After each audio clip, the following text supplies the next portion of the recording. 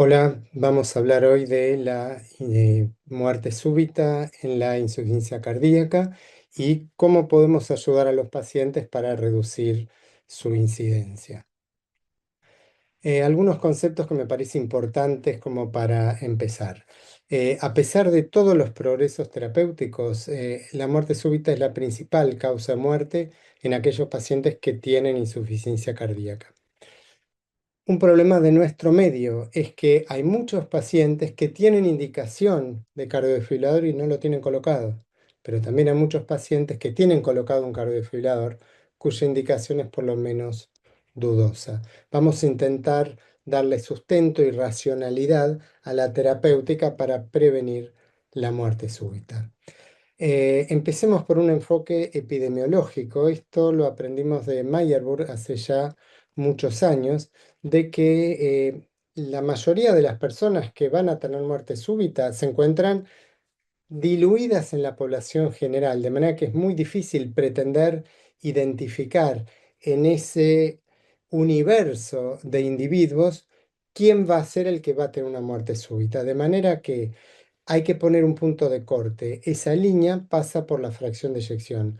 Los que tienen por debajo de 35% de fracción de eyección son el objeto de nuestra preocupación específica para prevenir la muerte súbita. En los que tienen por encima de 35% de fracción de eyección, nuestro objetivo es prevenir la enfermedad cardiovascular.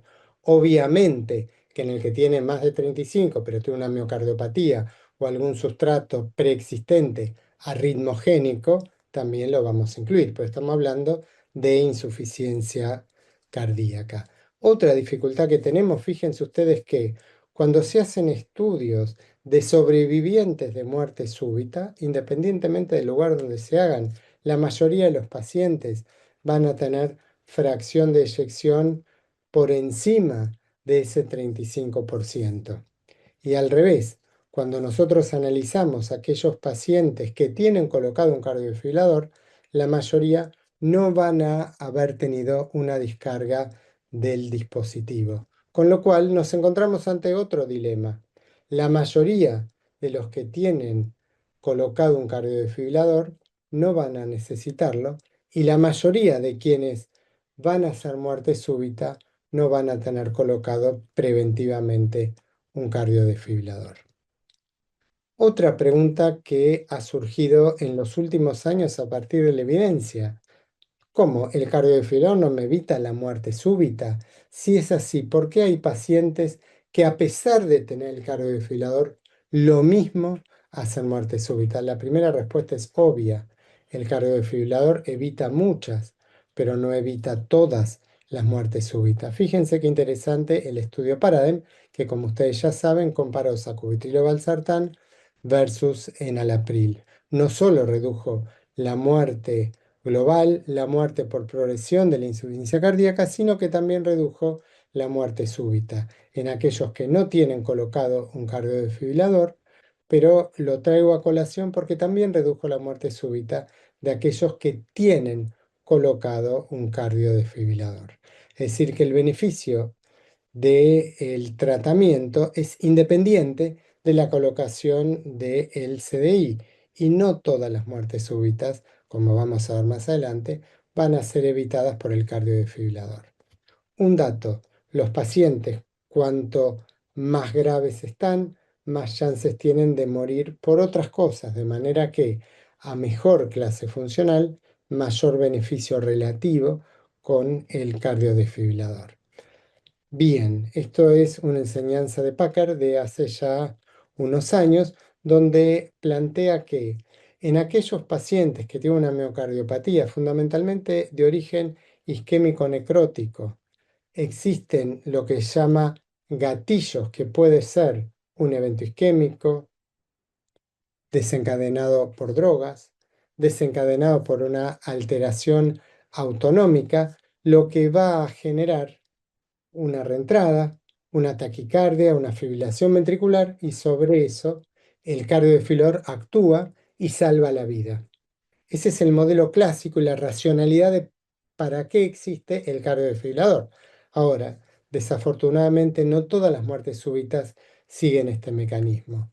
Y entramos en el paciente que tiene una miocardiopatía avanzada, que tiene un ventrículo muy remodelado, en quien cualquier circunstancia, no excepcional, sino cotidiana, puede generar un colapso mecánico de ese corazón, que se puede expresar por una disociación electromecánica.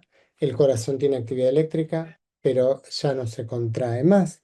Puede ser que el paciente haga alguna alteración eléctrica, como por ejemplo una bradicardia extrema y asistolia, o puede ser que el paciente haga una tormenta eléctrica, taquicardia ventricular, fibrilación ventricular, refractaria a la cardiofibrilación o recurrente, de manera que en todos estos escenarios, por más que el paciente tenga el cardiodesfibrilador, va a fallecer lo mismo, porque en este caso la arritmia sería el corolario de un corazón muy enfermo y van a ser aquellos pacientes que van a tener una muerte súbita a pesar de tener un cardiodesfibrilador y van a ser pacientes sobre los cuales una intervención farmacológica o un resincronizador que impacte sobre la progresión, sobre el remodelado, se van a poder beneficiar,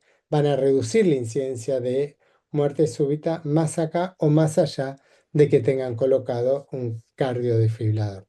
Este mecanismo nos explica por qué no toda muerte súbita va a ser evitada por el cardiodesfibrilador y obviamente nos explica el beneficio adicional del resincronizador y el beneficio adicional del tratamiento farmacológico.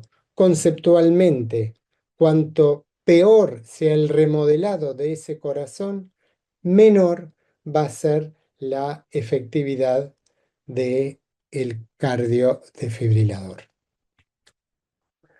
En general, conceptualmente, podemos decir que la etiología idiopática, o mejor dicho, no isquémica, tiene menos riesgo de muerte súbita, pero tiene también, cuando hace la muerte súbita, más chance de no responder al cardiodesfibrilador. Fíjense ustedes que cuando es una miocardiopatía no isquémica en fase avanzada, solamente uno de cada 4 muertes súbitas pueden ser salvadas por el cardiodesfibrilador. En pacientes no isquémicos con miocardiopatía no tan avanzada, con ventrículo no tan remodelado, la mitad de las muertes súbitas se pueden evitar. Y recién en la miocardiopatía isquémica podemos prevenir un 70% de las muertes súbitas.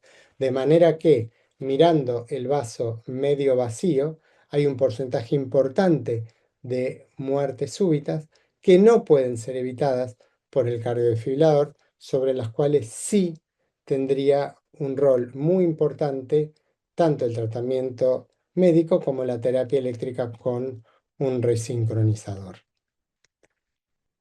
Volvemos al tema de competencia de mortalidad, pero ahora en relación con que la muerte súbita, la descarga del cardiodesfibrilador, no es un evento fortuito y fíjense cómo más de la mitad de los pacientes que han tenido una descarga apropiada van a haber fallecido dentro del año siguiente del episodio.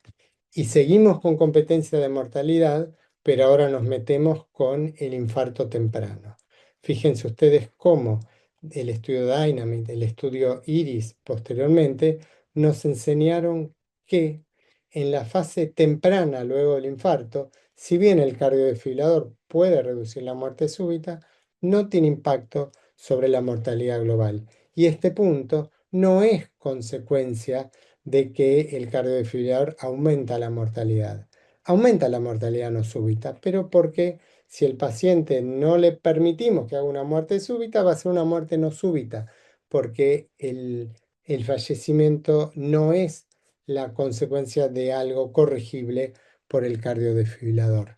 Un poco esto nos explica un viejo estudio, el estudio Valiant, que analizó aquellos pacientes que hicieron una muerte súbita y lo analizó incluso con anatomía patológica. Fíjense ustedes cómo cuanto más cercano está la muerte del infarto, mayor es la causa de reinfarto o una ruptura cardíaca. En cambio, a medida que nos vamos alejando del evento, empieza a tener cada vez más preeminencia la arritmia primaria. Es decir, que desafortunadamente, porque el mayor riesgo arrítmico o el mayor riesgo de muerte súbita, mejor dicho, postinfarto es en la etapa temprana, en esta etapa temprana el cardiodesfibrilador no ofrece protección. Tenemos que esperar por lo menos 30, 45 días para colocar el dispositivo. Recuerden que estamos hablando de prevención primaria. Si un paciente a la semana, a las 2 semanas, me hace una fibrilación ventricular, lo recupero y está estable, obviamente le voy a colocar un cardiodesfibrilador. Bien, vamos a ver la evidencia. Hay muchos estudios. Tal vez vale la pena remarcar el año en el cual fueron hechos estos estudios. Fíjense que la mayoría tienen cerca de 20 años. Vamos a analizar someramente los más importantes.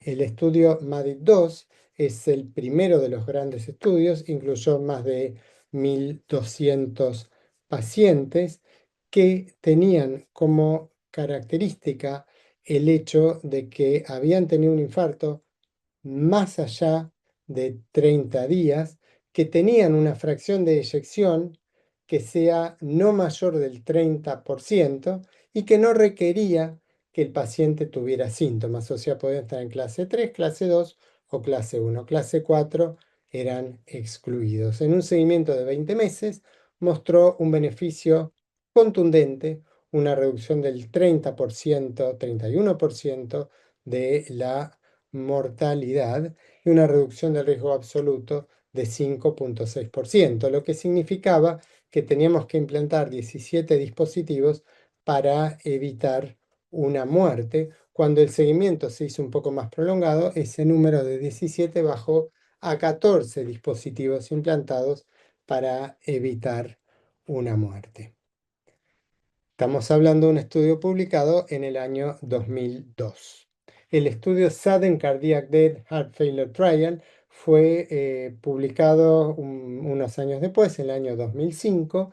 Incluyó pacientes de etiología isquémica o no isquémica, pero sí los pacientes debían estar sintomáticos, es decir, que había el criterio de gravedad estaba dado por los síntomas y en consecuencia la tolerancia de fracción de eyección era un poco mayor, 35% en lugar de 30%. Se mostró nuevamente una reducción de la mortalidad total. Recuerden con los estudios que evalúan cardiodesfibrilador, lo que tiene que demostrar es reducción de muerte global, no de muerte súbita, por lo que les comentaba de la competencia en mortalidad. Volviendo al Sudden Cardiac Death Heart Failure Trial, redujo la mortalidad un 23%. Como el seguimiento fue un poco más prolongado, la reducción del riesgo absoluto fue un poco mayor, 7,2%. Este estudio tiene otra característica interesante, que es el hecho de que tenía una rama que era cardiodesfibrilador, pero después tenía dos ramas, una que era amiodarona y la otra que era placebo de amiodarona, de manera que comparó cardiodesfibrilador versus no cardiodesfibrilador, amiodarona versus placebo. ¿Qué es lo que se encontró? Que la amiodarona no tuvo impacto sobre la mortalidad en una era en la cual ya la gran mayoría de los pacientes estaban recibiendo beta bloqueantes. En conclusión, los cardiodesfibriladores demostraron en el año 2005 que reducen la mortalidad en aquellos pacientes sintomáticos por insuficiencia cardíaca con fracción de eyección no mayor de 35%, independientemente de la etiología, y por el MADIT-2 que los pacientes con infarto previo, por más que estén asintomáticos con fracción de eyección de 30% o menos, también se beneficiaron con el dispositivo. Quedó un poco el nicho de duda en aquellos pacientes con miocardiopatía no isquémica, porque el Sudden Cardiac Death incluyó ambos grupos, pero el MADIT incluyó solamente pacientes con infarto, y algunos países, como por ejemplo Inglaterra o Dinamarca, no aceptaron la indicación del cardiodefibrilador en pacientes no isquémicos. Esta fue la razón por la cual en Dinamarca se llevó adelante el estudio Danish, que se publicó en el 2016, que incluyó pacientes no isquémicos con fracción de eyección reducida. De vuelta, muestra una reducción de la mitad de la muerte súbita, sin embargo, no muestra reducción de la muerte por cualquier causa. En este caso, el seguimiento fue mucho más prolongado. Tratando de encontrar las razones con análisis previamente especificados, se dividió en tercilos a la población. Los dos tercilos menores tenían menos de 68 años y fíjense que en este grupo sí se redujo el evento primario. En cambio, en aquellos mayores de 68 años, el cardiodefibrilador no tuvo impacto. Y acá podemos encontrar y analizar un poco cuáles pacientes son los que más se benefician. Fíjense ustedes cómo los pacientes menores de 70 años que fallecieron lo hicieron una proporción cercana de muerte súbita y muerte no súbita. En cambio, en los mayores, en este caso de 70 años, fíjense cómo la muerte súbita representó muy poquito de lo que fue la muerte no súbita. Es decir, que en primer lugar, el cardiodefibrilador tiene menos impacto en los idiopáticos que en los isquémicos, pero en segundo lugar, la muerte súbita tiene muy poco impacto sobre el total de las muertes, de manera que el rol beneficioso del cardiodefibrilador en este grupo es razonable que sea muy limitado. ¿Por qué? De vuelta, competencia de mortalidad. A pesar de este estudio Danish, si nosotros juntamos en un pool a todos los estudios randomizados en pacientes no isquémicos, incluyendo la rama no isquémicos de el estudio Sudden Cardiac Death, fíjense cómo, a pesar del Danish, sigue siendo un beneficio el implante del cardiodefibrilador. Es decir, que quedó la evidencia un poco más controversial, pero de ninguna manera podemos olvidarnos del cardiodefibrilador en los pacientes idiopáticos. A partir de toda esta evidencia, ¿qué es lo que nos dicen las guías? La guía argentina, nosotros discriminamos en pacientes de etiología isquémica. Recuerden que en los primeros 40 días no tenemos eficiencia, no hay evidencia, de manera que después de 40 días, en aquellos que tienen menos de 35% de fracción de eyección y cuya expectativa de vida es razonable y mayor de un año, expectativa de vida razonable y calidad de vida razonable, tiene indicación el nivel de evidencia, esa el nivel de indicación es 1. En cambio, a partir del estudio Danish y después de una discusión bastante enriquecedora, llegamos al acuerdo de que si bien el nivel de evidencia es A, no es tan contundente como para que la indicación sea clase 1. Es decir, que en aquellos pacientes sintomáticos con fracción de eyección de 35% o menos de etiología no isquémica, los indicamos, pero el nivel de sugerencia es 2A.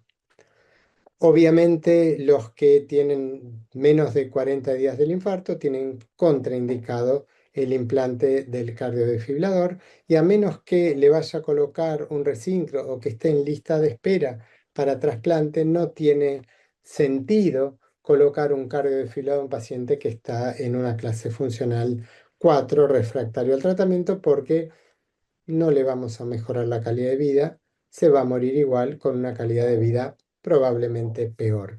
Las guías europeas, nosotros en realidad coincidimos con lo que proponen las guías europeas, de manera que hay similitud entre la guía argentina y la guía europea. La guía americana no discrimina entre isquémico y no isquémico y a todos los pacientes con menos de 35% de fracción de eyección les indica con nivel 1 y evidencia A, un cardiodefibrilador. Pero el tema es que pasó el tiempo. Estamos hablando de estudios que ya están cercanos, el más reciente, a tener 10 años. Es decir, que podemos plantearnos qué pasó en estos 10 años, qué cambió, como para ver que a lo mejor la indicación puede ser diferente. Primero, se desarrolló la terapia de resincronización. Les puse, pero me olvidé de comentarles que en el estudio Danish, más del 50% de los pacientes ya tenía implantado un resincronizador. De manera que cabe la duda si eso no fue lo que neutralizó el beneficio del cardiodesfibrilador. Fíjense ustedes el estudio KEAR, probablemente el más importante o uno de los más importantes de resincronizador. Ya van a ver de acá a poquito que reduce la mortalidad global, reduce la muerte por progresión, pero también reduce la muerte súbita. Es decir, que por encima o por debajo del cardiodesfibrilador ya tenemos algo más que ayuda, que es el resincronizador. Esto es un análisis retrospectivo con un score de propensión, pero que inevitablemente hay algunas variables que el análisis retrospectivo puede no incluir, donde vemos que el cardiodesfibrilador agrega beneficio por encima del resincronizador en aquellos pacientes de etiología isquémica, pero no agrega beneficio en aquellos de etiología no isquémica, para tomarlo con pinzas. Segundo punto, ¿cuánta importancia tiene todo el desarrollo farmacológico en el tratamiento de la insuficiencia cardíaca sobre la muerte súbita? Este es un análisis del doctor Shen del grupo de McMurray. Fíjense cómo analiza la incidencia de muerte súbita desde el grupo placebo del RALES, que recuerdan que era con espironolactona en insuficiencia cardíaca, hasta el grupo sacubitrilo valsartán del estudio Paradigm. Fíjense cómo se va observando un descenso en el riesgo de muerte súbita, que si comparamos el primero, es decir, el RALES placebo, con el sacubitrilo valsartán del Paradigm, hay una reducción que alcanza el 60% de la muerte súbita, es decir, que bajó mucho el riesgo del evento, traducido a: ¿será el mismo beneficio del cardiodesfibrilador con una disminución tan importante en la tasa de eventos? Y fíjense ustedes cómo la tasa de descarga del cardiodesfibrilador ha ido disminuyendo a lo largo de los años y probablemente a lo largo del desarrollo de los tratamientos. Esto llevó a que la incidencia de muerte súbita haya bajado en una forma muy importante, como lo vemos acá. Sin embargo, y esto es lo que quiero resaltar, fíjense ustedes cómo la proporción de súbitas dentro de las muertes totales ha aumentado. Los pacientes tienen menos muerte súbita hoy, o mejor dicho, con el Paradigm, que con el RALES. Sin embargo, la muerte súbita hoy representa dentro del total de fallecimientos un porcentaje mayor. Hoy la muerte súbita es la principal razón por la cual mueren los pacientes con insuficiencia cardíaca, a pesar de todo el desarrollo que les estuve exhibiendo recién, con un agravante. Ese desarrollo eran los estudios randomizados donde los pacientes reciben el mejor tratamiento posible. Esto no es la vida real, de manera que hay más incertidumbre todavía en la vida real.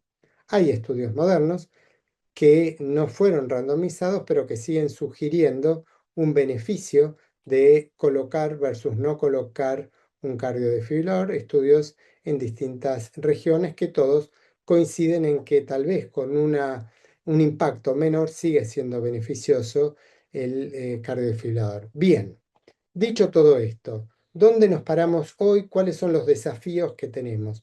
Yo creo que fundamentalmente los desafíos son dos.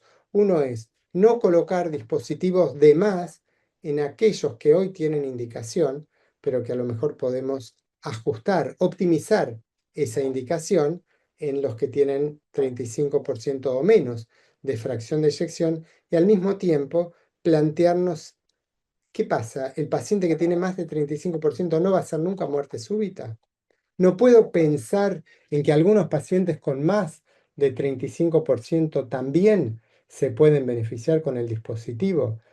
En base a estas dos preguntas hay una serie de estudios que se están llevando a cabo y probablemente el más importante sea el liderado por la Sociedad Europea de Cardiología, donde se plantearon dos objetivos muy ambiciosos. La primera es, a partir de la información que se pueda recopilar, construir un modelo predictor del riesgo de muerte súbita, identificar dentro de aquellos pacientes que tienen indicación el subgrupo que no se va a beneficiar y al revés, dentro de aquellos pacientes que al día de hoy no tienen indicación, identificar al subgrupo que sí, perdón, se va a poder beneficiar. Y a partir de este estudio, hacer sí un estudio randomizado tratando de determinar en qué pacientes sigue siendo necesario colocar un cardiodesfibrilador en aquellos que tienen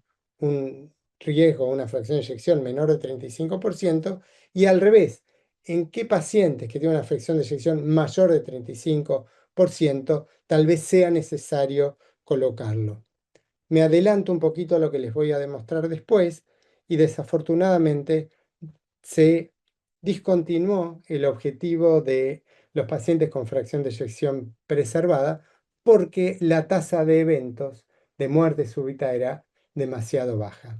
Esto es el estudio de cohorte que hicieron analizando diferentes cohortes de pacientes con el análisis individual de cada paciente. Fíjense que reunieron más de 140.000 pacientes que estaban algunos con cardiodesfibrilador implantado, la mayoría sin cardiodesfibrilador implantado, algunos de los cuales tenían menos de 35% de fracción de eyección, muchos más tenían más de 35% de fracción de eyección. Vale remarcar que todos estos pacientes tenían infarto previo.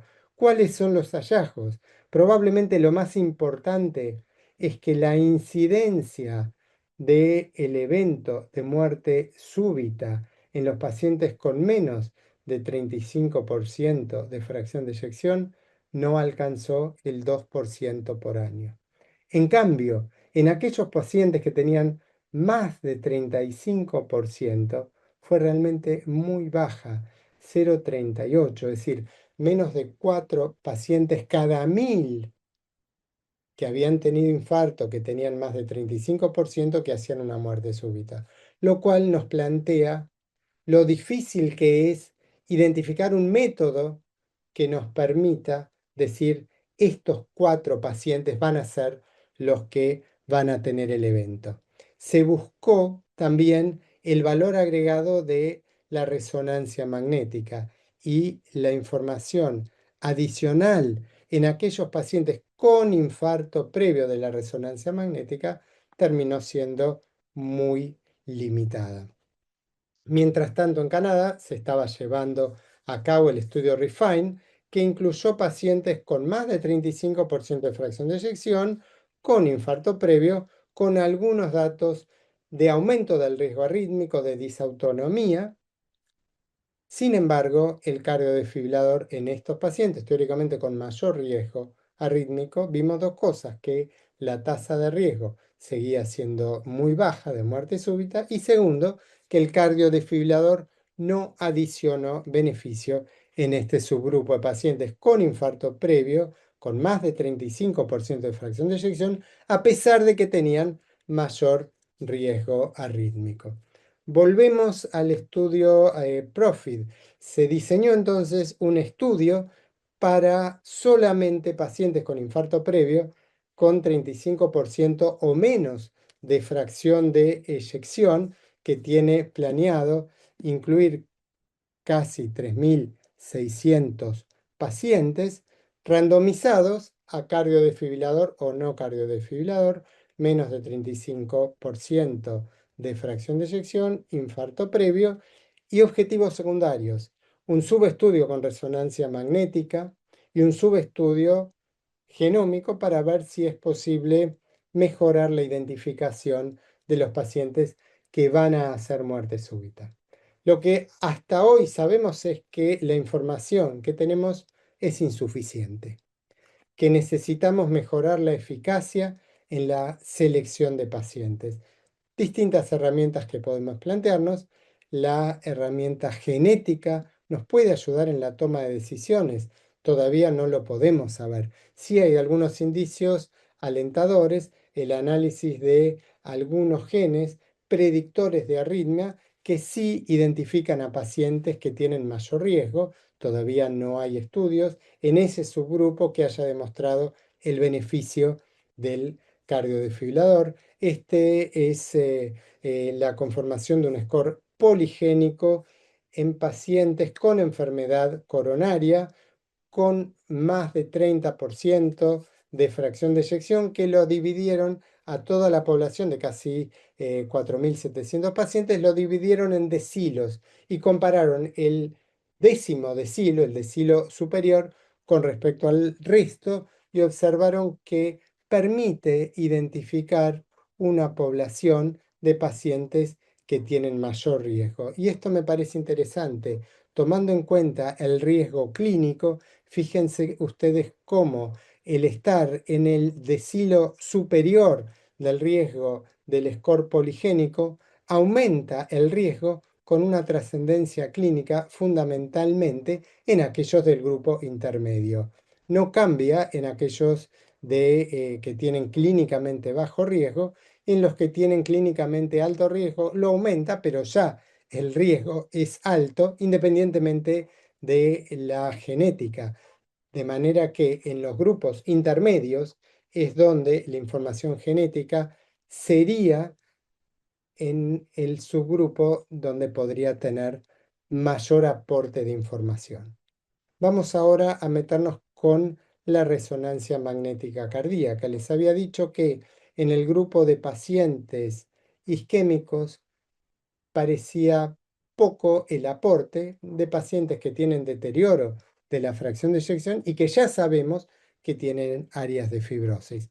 Pareciera que es distinto en aquellos pacientes no isquémicos, donde descubrir la presencia de fibrosis sí nos puede identificar una población de pacientes con un riesgo mayor de desarrollar arritmia, muerte súbita, amén de que también me predice más riesgo en general de eventos. Y comparando la fracción de eyección con la resonancia, ambos me permiten identificar pacientes que tienen más riesgo de muerte. Sin embargo, la resonancia me permite identificar un poquito más a aquellos pacientes que tienen riesgo de hacer una muerte súbita. De todas maneras, cuando la prevalencia, o mejor dicho, la incidencia del evento es baja, no me interesa tanto el valor predictivo negativo, sino que lo que me importa es un valor predictivo positivo, es decir, identificar el alto riesgo dentro de esa maraña de pacientes de bajo riesgo. Y de acuerdo con esta información, pareciera que si bien es estadísticamente significativo, no está del todo claro que sea clínicamente útil. Sí importa la magnitud de la fibrosis, sí importa la localización de la fibrosis. Y en conclusión, es probable que en los pacientes no isquémicos, el valor agregado de la resonancia que me demuestra fibrosis extensa en territorios medios del miocardio me pueda incrementar el riesgo de la fracción de eyección. Es decir, si yo tengo un paciente de bajo riesgo que tiene fibrosis significativa, puede pasármelo a un riesgo moderado y un paciente de riesgo moderado me lo puede pasar a ser un paciente de riesgo más alto. La pregunta que me pueden hacer es, bueno, pero tenemos evidencia de que en ese grupo el cardiodefibrilador va a ser más efectivo, al momento no la tenemos. Hasta hace poco esto parecía que era medicina ficción, cada día se está haciendo más una realidad. El valor de la inteligencia artificial para identificar a través del electrocardiograma los que tienen más riesgo de muerte súbita, esto es en pacientes con enfermedad sí, son pacientes con enfermedad coronaria, no estoy seguro, creo que no, que es en una población general, después lo podemos chequear a esto. El tema es que tratan de identificar aquellos pacientes que van a tener un riesgo. De todas maneras, todavía falta mucho para avanzar. Otro estudio muy ambicioso que se está llevando a cabo es tratar de identificar a través de la inteligencia artificial, leyendo millones de latidos de más de 200.000 electrocardiogramas, identificar aquellos que puedan tener riesgo de muerte súbita. Todavía, obviamente, no podemos aventurar una respuesta de esto. Volvamos a la clínica, volvamos a imaginarnos que tenemos sentado frente nuestro un paciente. Entonces, yo me pregunto, ¿le tengo que colocar o no le tengo que colocar un cardiodefibrilador? ¿Cuál es el riesgo de que mi paciente haga una muerte súbita? Pero también, ¿cuál es el riesgo de que se muera por otra causa? Y si el riesgo de que se muera por otra causa es muchísimo mayor que el riesgo de que se muera por muerte súbita, existe eso que llamamos competencia de mortalidad y a lo mejor no tiene racionalidad proponerle, colocarle un dispositivo que además de ser costoso, que alguien lo paga, le puede comprometer la calidad de vida, cosa que vale la pena si reditúa. Ahora, si no le va a aportar ningún beneficio y lo único que le voy a agregar es la posibilidad de complicaciones, a lo mejor no vale la pena. Bien, esto dicho en forma global es muy interesante, pero vamos a bajarlo a la práctica o por lo menos algo más eh, sustentable. ¿Cuál es la probabilidad real de muerte súbita? Si en general, de acuerdo con los datos que tengo, asumo que su riesgo es mayor de un 1,2%, anual, el paciente es candidato a colocarse un cardiodefibrilador, siempre y cuando la probabilidad de que si muere sea súbita sea mayor de un 35%, competencia de mortalidad. Y siempre y cuando no sea un paciente tan grave cuya mortalidad sea mayor de un 35%. Esta es la propuesta que nos hace un grupo de Seattle del Dr. Levy. Pensar estas variables como para definir. Y nos proponen, bueno, ¿cómo lo llevo a la práctica esto? A través de un score que fue validado donde me pregunto, ¿cuán enfermo del corazón está este paciente? ¿Cuánta posibilidad hay de que haya una muerte súbita? ¿Y cuán enfermo en general está este paciente? ¿Y cuánta probabilidad hay de que se muera por otra cosa? Primero, si tiene una enfermedad cardíaca demasiado avanzada, es probable que el cardiofibrilador no sirva. Más allá de eso, un paciente que está anciano, muy anciano, con un compromiso en su calidad de vida, que es probable que se pueda morir por otra cosa, donde la etiología coronaria sea menor, por eso el peso del sexo femenino en la muerte por otra causa. Los que tienen mayor fracción de eyección, si se van a morir, lo más probable es que se mueran por otra cosa, que no hagan una muerte súbita. Los que están muy adelgazados, los que tienen enfermedad renal, los que tienen diabetes, es decir, o aquellos pacientes que tienen una enfermedad cardíaca demasiado avanzada o aquellos que tienen otro cúmulo de comorbilidades o de fragilidad o de vulnerabilidad que nos sugiere que el riesgo de muerte es muy alto, independientemente de la muerte súbita. Al revés, si tengo un paciente que lo único que tiene es un infarto con deterioro de la función ventricular, que está bien en líneas generales, que no tiene otras enfermedades, que tiene una clase funcional 2 de insuficiencia cardíaca, ese paciente, si se va a morir, va a ser súbitamente. Y es en ese paciente donde más se justifica hacer todo lo posible para implantarle un cardiodesfibrilador. Este modelo fue validado y fíjense cómo cuanto mayor es el riesgo de muerte súbita, mayor es el beneficio del cardiodesfibrilador. Si bien con análisis retrospectivos, este estudio sí nos sugiere que el que tiene más riesgo de muerte súbita es el que más se va a beneficiar con el cardiodesfibrilador. Los autores de los múltiples estudios MADIT encontraron también con un score clínico de aquellas variables predictivas de muerte súbita, de aquellas variables predictivas de muerte no súbita, haciendo un score, encuentran nuevamente que cuanto mayor es el riesgo de muerte súbita, mayor va a ser el beneficio del dispositivo.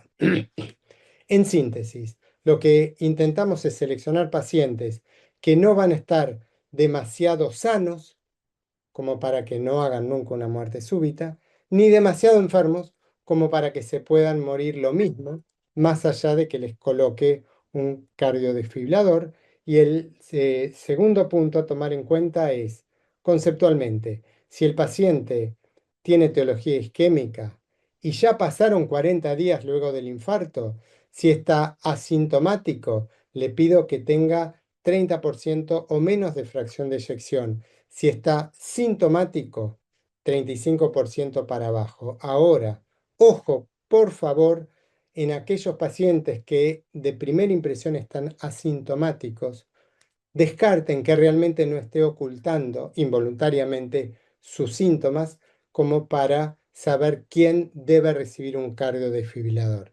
En aquellos pacientes no isquémicos, de vuelta, si nos parece que está asintomático, busquemos que realmente no tenga síntomas ni haya tenido síntomas.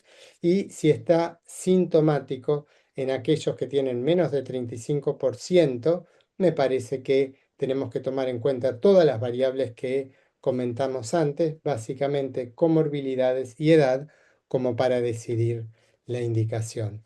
Finalmente, más allá de etiología, porque la muerte súbita es un poco mayor en los isquémicos, los tratamientos farmacológicos y la terapia de resincronización acotan el nicho de beneficio del cardiodesfibrilador. Sin embargo, no perdamos de vista que la muerte súbita es la principal causa de muerte en la insuficiencia cardíaca. ¿Cuál es el mensaje? Seamos racionales en la indicación, no dejemos de pensar en la indicación del cardiodesfibrilador, simplemente no lo indiquemos de manera indiscriminada, pero no dejemos de indicarlo en el que lo necesita, tomando en cuenta riesgo de muerte súbita, competencia de mortalidad y en última instancia quién va a ser una muerte súbita como evento imprevisto, irrecuperable, y quién va a ser una muerte súbita como corolario de una enfermedad terminal. Espero que les haya resultado útil. Muchas gracias.